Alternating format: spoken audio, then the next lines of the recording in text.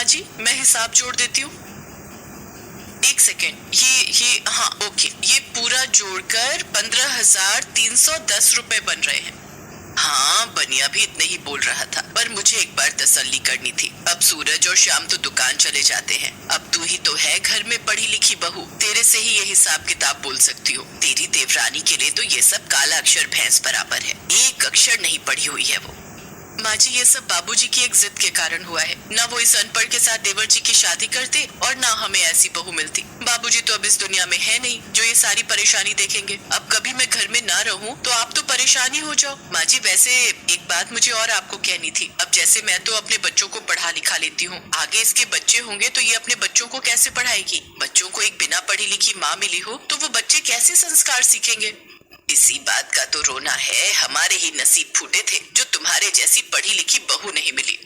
संध्या, मधु की देवरानी, जिसके बारे में ये बात कर रहे हैं। 2 साल पहले संध्या की शादी श्याम के साथ हुई। संध्या गांव में रहती थी और उसकी माँ का बचपन में ही देहांत हो गया था। उसके पिता गरीबी के कारण उसे पढ़ा लिखा नहीं पाए। संध्या के पिता रामेश्वर जी के अच्छे दोस्त थे और दोस्ती के नाते रामेश्वर जी ने संध्या की शादी अपने बेटे श्याम के साथ कर दी। शादी के तुरंत बाद ही संध्या के पिता का भी देहांत हो गया। इस कारण अब उसके मायके में कोई भी नहीं रह गया था। संध्या के लिए तो सब कुछ उसका ससुराल ही था, पर संध्या अपनी सास और जेठानी के ताने सुनकर बहुत दुखी हो जाती थी।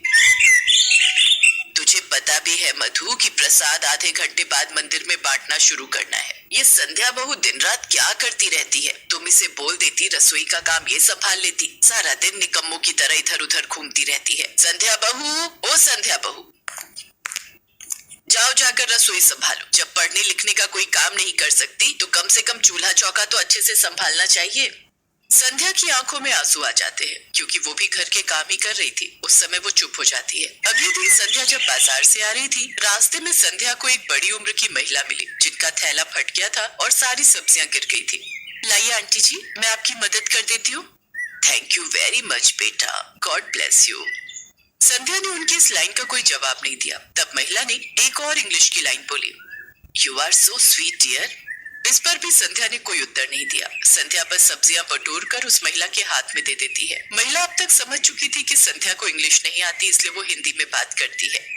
धन्यवाद बिटिया, तुमने मेरी बहुत मदद की। कोई बात नहीं आंटी जी, ये तो मेरा फर्ज था।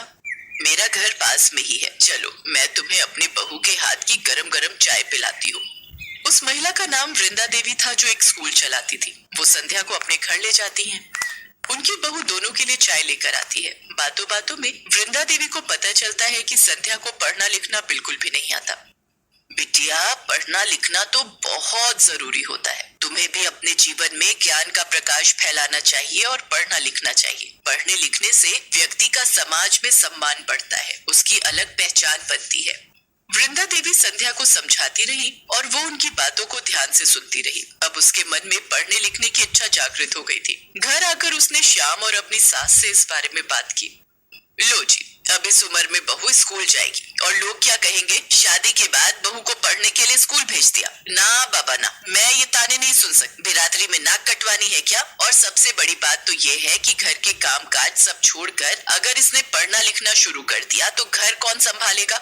माँ जी, आप चिंता मत कीजिए, मैं सब कुछ संभाल लूंगी। मैं कोई भी कमी नहीं आने दूंगी। माँ, अभी तो कहती हो ये संध्या पढ़ी लिखी नहीं है। अगर वो पढ़ना लिखना चाहती है, उसका मन है, तो अब आप उसको मना क्यों कर रही हो? संध्या पढ़ लिख जाएगी तो उसके लिए अच्छा है ना। तो ठीक है माँ जी, हम काम बांट लेते हैं। सुबह तो तुम्हें स्कूल जाना होगा, लेकिन दोपहर को आते ही सारे खाने की तैयारी और घर के सारे काम तुम्हें ही संभालने होंगे। संध्या की जेठानी ने सारा काम अपनी देवरानी पर डाल दिया और सास तो पहले से ही जेठानी की सुनती थी। संध्या ने स्कूल जाना शुरू कर दिया। वो सुबह जल्दी उठकर स्कूल के लिए निकल जाती थी और दोपहर को स्कूल से आते ही घर के सारे काम करती थी। पर इस कारण संध्या को घर में पढ़ने का बिल्कुल भी समय नहीं मिल रहा था।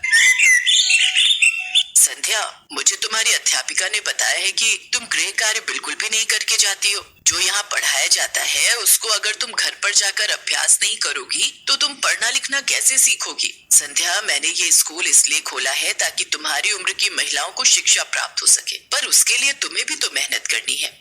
मैं आगे से इस बात का ध्यान रखूंगी। संध्या को पता था कि दिन भर काम करने से वो अपने पढ़ने के लिए समय नहीं निकाल पाएगी। उसने सबके सो जाने के बाद रात के अंधेरे में पढ़ना शुरू कर दिया। जब सब सो जाते थे तो संध्या रसोई में बैठकर पढ़ती थी ताकि घर वालों और शाम को रोशनी की वजह से कोई परेशानी ना हो। धीरे धीरे संध्या पढ़ना लिखना सीख गई। अब संध्या को बहुत कुछ लिखना और पढ़ना आ गया था। सब कुछ ठीक चल रहा था। संध्या की वार्षिक परीक्षा आने वाली थी। उसी बीच संध्या की सास हरिद्वार गई हुई थी। पीछे से संध्या की जेठानी मधु बाजार से आते हुए रिक्शे से गिर गई और उसके पैर की हड्डी टूट गई। सारी जिम्मेदारी संध्या के ऊपर आ गई। ऊपर से संध्या की परीक्षाएं भी आने वाली थी। संध्या, तुम बहुत दिनों से स्कूल नहीं जा रही हो। मेरी देखभाल में ही लगी हुई हो। तुम्हारी तो परीक्षाएं भी आने वाली हैं। भाभी, आप चिंता मत करो। मेरी परीक्षाओं को तो अभी 1 हफ्ता बाकी है। तब तक माँ जी भी आ जाएंगी। अच्छा, आप आराम करो। मैं आपके लिए गरम गरम सूप बनाकर लाती हूँ।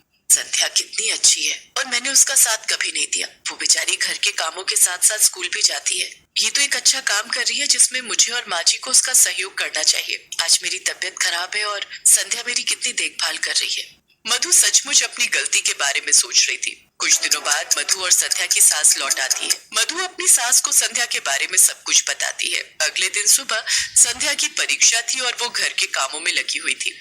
संध्या, जाओ, जाकर अपनी पढ़ाई करो। तुम्हारी कल से परीक्षाएं शुरू है ना। रसोई और घर परिवार की कोई चिंता मत करो। खूब मन लगाकर पढ़ो। मुझे मधु ने सब कुछ बता दिया है। मैं भी सचमुच कितनी गलत थी। तुम पढ़ना चाहती थी और मैंने तुम्हें सहयोग नहीं दिया।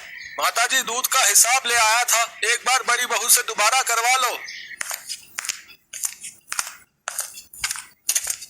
संध्या बहू, जरा एक बार हिसाब जोड़ लो। सब ठीक है ना। संध्या की आंखों में खुशी के आंसू आ जाते हैं क्योंकि अब वो पढ़ी लिखी थी। उस दिन से संध्या अपनी पढ़ाई पर ध्यान देने लगी। वो समय पर स्कूल जाती और घर आकर पढ़ाई भी करती। धीरे धीरे संध्या ने अपनी पढ़ाई पूरी की। कहते हैं उम्र की कोई सीमा नहीं होती। जब जागो तब सवेरा। यदि आपके जीवन में कुछ अच्छा